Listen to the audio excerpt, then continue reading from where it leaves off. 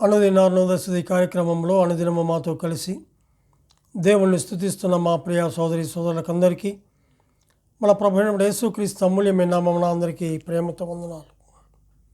ఈ ఉదయకాల మన ధ్యానాంశము యెహోవా రోషము గల దేవుడు.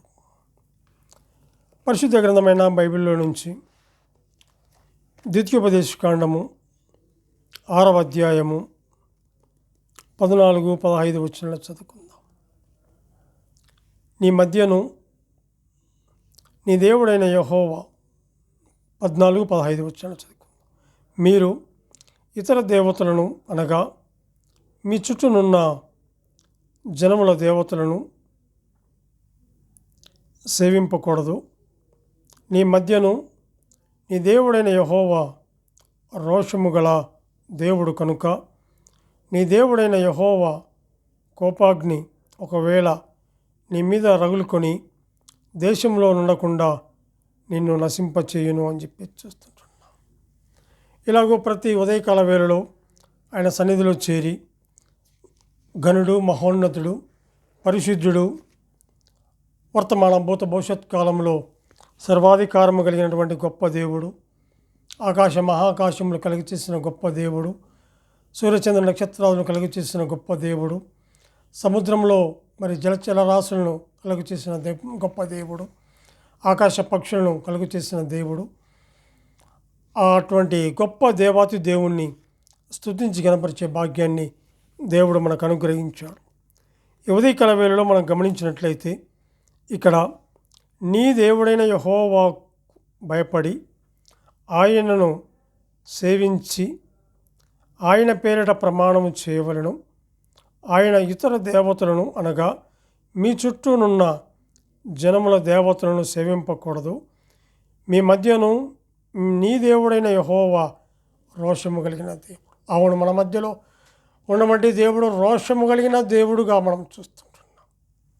నీ మధ్య నీ దేవుడైన యెహోవా రోషము గల దేవుడు. దేవతలను సేవించకూడదు అని చెప్పేసి చూస్తుంటున్నాం. యెహోషువ గ్రంథము 24వ అధ్యాయము 14వ వచనంలో కూడా మనం గమనించినట్లయితే 24వ అధ్యాయము 14వ వచనంలో, కాబట్టి మీరు యెహోవా యందు భయభక్తులు గలవారై ఆయనను నిష్కపటముగాను సత్యముగాను సేవించుచు మీ పితరులు నది అద్దరిని ఐగుప్తులోనూ సేవించిన దేవతలను తొలగత్రోసి యెహోవానే సేవించుడి అని చెప్పి చూస్తున్నాం. ఎలా సేవించాలంట? యెహోవా యందు భయభక్తులు కలిగిన వారు. ఎలా సేవించాలంట? ఆయనను నిష్కాపాట్యముగాను అంటే నిష్కపటముగాను, కపటము లేని వారుగాను, 3 సత్యముగాను సేవించుచు అంటున్నాడు.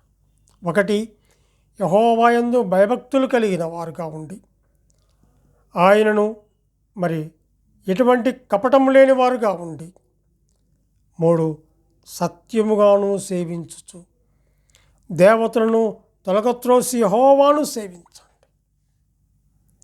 యెహోవా ఎవరు అంటే ఆయన రోషము కలిగిన దేవుడు. ఆయన మీ మధ్య ఉన్నాడు. ఆయన ఎటువంటి కలంకం లేనివాడు, ఎటువంటి ముడత, డాగు, మచ్చ, పాపము ఎరగనివాడు, పాపము చూడనివాడు. మీ మధ్య ఉన్నాడు. ఆయన నిజమైన దేవుడు. ఆయన రోషము కలిగిన దేవుడు అని చెప్పి చూస్తుంటాడు. ఆయన సత్యదేవుడు.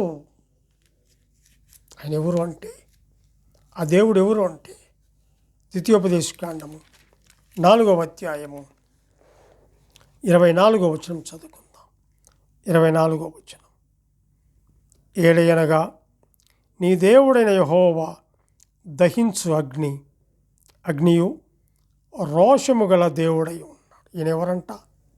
ఈ దేవుడు ఎవరంట అంటే నీ దేవుడైన యెహోవా దహించు అగ్ని. ఆయన దహించు అగ్ని మీ మధ్య ఉన్నాడు.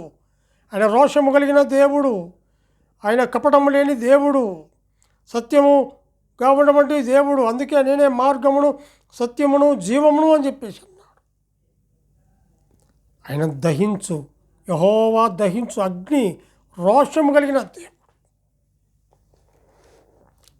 ఆరాధన చేయకూడదు. ఏ స్వరూపము గల ప్రతిమనైన నువ్వు చేసుకోకూడదు. రాయికి, కర్రకు, గడ్డికి, బంగారానికి, వెండికి, ఇత్తడికి, దేనికి కూడా మ్రొక్కడే వారముగా ఉండాలి. ఎందుకంటే కొయ్య కాలును తీసుకొని వచ్చి, అంటే అడవిలో ఉన్నటువంటి ఆ చెట్టును నరికి ఆ యొక్క కర్రను తీసుకొని వచ్చి ఒక రూపములుగా తయారు చేసి ఇదిగో దానిని పూజించకూడదు. నువ్వు దేనినైతే ఎక్కువగా ప్రేమిస్తావో దానికి నువ్వు బానిస అయిపోతావు. ఈ మధ్య రోషము కలిగిన దేవుడు ఉన్నాడు. ఆయన నిష్కపట్యము కలిగిన వాడు, సత్యము కలిగిన దేవుడు, జీవాధిపతి అయినటువంటి దేవుడు, జీవము కలిగిన దేవుడు మీ మధ్య ఉన్నాడు. రోషము కలిగిన దేవుడు. అట్టి దేవుణ్ణి మనం స్తుతించాలి.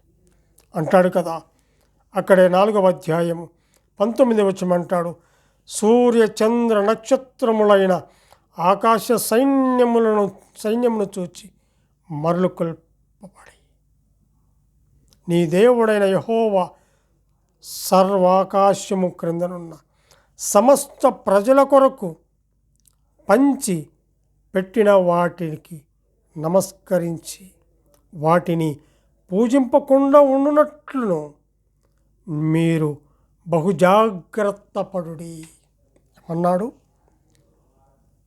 సూర్యుడు, చంద్రుడు, నక్షత్రములైన ఆకాశ సైన్యములను చూచి మరలు కొల్పబడి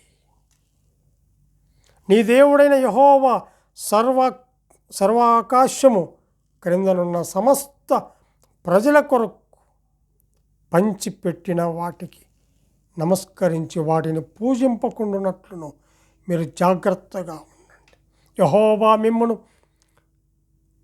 చేపట్టి నేడున్నట్టు మీరు తన స్వకీయ జనముగానున్నట్టుకై ఐగుప్తు దేశములో నుండి ఆ ఇనప కొలిమిలో నుండి మిమ్మల్ని రప్పించిన దేవుడు రోషము కలిగిన దేవుడు అని చెప్పి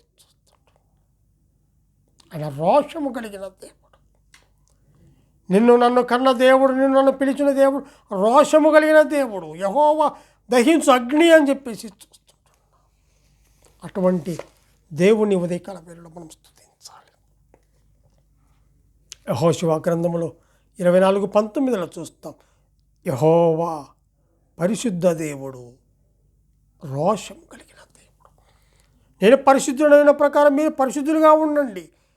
నేను మీ పట్ల కనికరము చూపించాను, జాలి చూపించాను, దయ చూపించాను, మిమ్మల్ని రక్షించాను, విడిపించాను. ఇదిగో మహాకాశములు కలిగచేసిన దేవుణ్ణి, సూర్యచంద్ర నక్షత్రాలు కలుగచేసిన దేవుణ్ణి, జలచర రాశులను కలుగచేసిన దేవుణ్ణి, మాట ద్వారా కలుగచేసిన దేవుని, నిజమైన దేవుణ్ణి, నేను రోషము కలిగిన దేవుడు అంటున్నాడు. యెహోవా పరిశుద్ధ దేవుడు, రోషము కలిగిన దేవుడు. రోమీయులకు రాసిన పత్రిక 6వ అధ్యాయము, రోమీయులకు రాసిన పత్రిక 6వ అధ్యాయము 6 నుంచి 11 వచనాలు చదువుకుందాం. ఏమనగా మనమింకను పాపమునకు దాసులము కాకుండుటకు పాప శరీరము నిరర్ధకమగునట్లు మన ప్రాచీన స్వభావము ఆయనతో కూడా సిలువ వేయబడిని ఎరుగుదము. చనిపోయిన వాడు పాప విముక్తుడని తీర్పు పొంది ఉన్నాడు. మనము క్రీస్తుతో కూడా చనిపోయిన ఎడల మృతులలో నుండి లేచిన క్రీస్తు ఇకను చనిపోడనియు, మరణమునకు ఇకను ఆయన మీద ప్రభుత్వము లేదనియు ఎరిగి ఆయనతో క్రీస్తు జీవించుదుమని మరి నమ్ముచున్నాము అని చెప్పేసి చూస్తుంటున్నాం.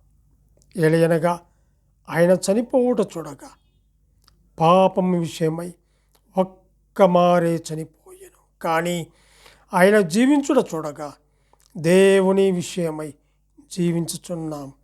అటువలే మీరును పాపము విషయమై మృతులుగాను దేవుని విషయమై క్రీస్తు యేసునందు సజీవులుగాను మిమ్మును మీరే ఎంచుకొనుడి అని చెప్పి చూస్తున్నాడు. మన కొరకు ఆయన మరణములోని బాప్తిసం పొందిన మనం అక్కడ గమనిస్తే పాప శరీరము నిరర్ధకమవునట్లుగా మన ప్రాచీన స్వభావం అంటే పాత పురుషుడు, ప్రాచీన పురుషుడు ఆయనతో కూడా సిలువ వేయబడని ఎరిగిన వారముగా ఉండి అంటాడు కదా, ఆయనతో కూడా జీవించుదుమని నమ్ముచున్నాము. ఆయనతో కూడా జీవించుమని నమ్మిన వారముగా ఉండి పాపముల విషయమై ఒక్కసారే చనిపోయిన కానీ ఆయన జీవించుట చూడగా దేవుని విషయమై జీవించుచున్నాడు అంటాడు. అక్కడ మీరును పాపము విషయమై మృతులుగాను దేవుని విషయమై క్రీస్తు యేసునందు సజీవులుగా మిమ్మల్ని మీరే ఎంచుకోండి. ఎంత గొప్ప దేవుడు! ఆయన రోషము కలిగిన దేవుడు, ఆయన పరిశుద్ధుడైన దేవుడు, ఆయన దహించు అగ్ని అయినటువంటి దేవుడు. ఆయన జీవిస్తూ మనల్ని కూడా జీవింపచేస్తుంటాడు. ఆ జీవాధిపతి అయినటువంటి దేవుణ్ణి ఉదయకాల వేళలో స్తుతించి గణపరిచి పూజించి నమస్కరించవలసిన వారముగా ఉంటాడు. మన నిమిత్తమై చనిపోయి మరణించి సమాధి చేయబడి మరలా 3వ దినం మృత్యుంజయుడు లేచాడు. అట్టి దేవుణ్ణి ఉదయకాల వేళలో జ్ఞాపకం చేసుకొని ఆయన మనం స్తుతించి గణపరిచి పూజించవలసిన వారముగా ఉంటున్నాం. దేవుడు కొద్ది లేఖనాలను దీవించి ఆశీర్వదించుగాక. ప్రార్థన చేసుకుందాం.